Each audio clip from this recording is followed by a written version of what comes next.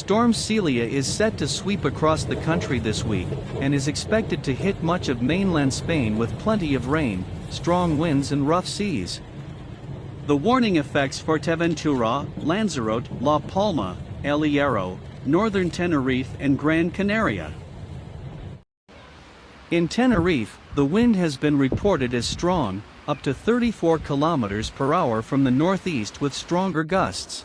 The force of the wind has also dragged palm tree branches, and even the characteristic blue hammocks of the beach, which have flown into the car parks.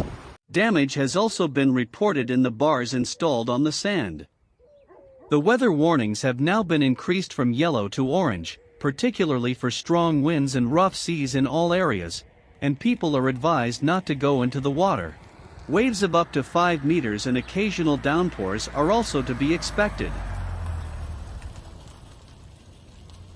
Tuesday will be marked by strong winds and rough seas throughout the Canary Islands, as Storm Celia triggers weather warnings across the Balearic Islands and on the eastern peninsula, up to the Galician coast, the Pyrenees and East Cantabria. Y los coches estaban limpios, y ahora están así.